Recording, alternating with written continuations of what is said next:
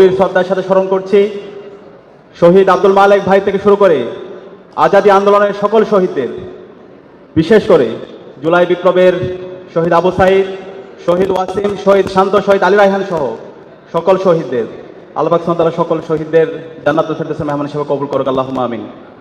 সম্মানিত উপস্থিতি, আজকের যে আয়োজন, সে আয়োজনটি একটি ঐতিহাসিক আয়োজন।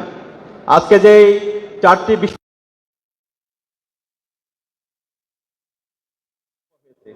আমাদেরকে ভুলে গেলে চলবে না।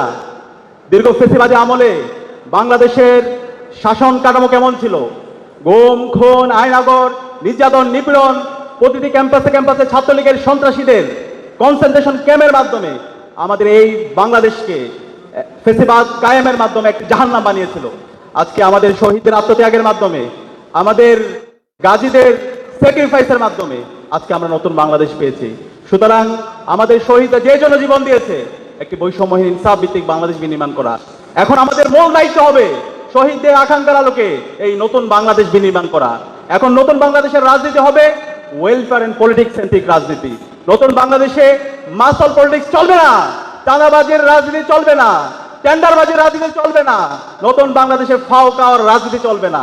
তারা ফেসিবাদী রাজনীতি, সে দিল্লির বয়ান, ফেসিবাদী বয়ান, মুজিববাদী যে বয়ান আছে, সে বয়ান যারা আবার ফিরে নিয়ে আসতে চাইবে, বাংলাদেশে ফেসিবাদের যে পরিণতি হয়েছিল তার চাইতে খারাপ পরিণতি আপনাদের হবে।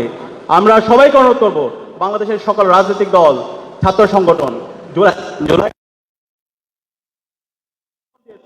সে আকাঙ্ক্ষাকে যেন আমরা ধারণ করি।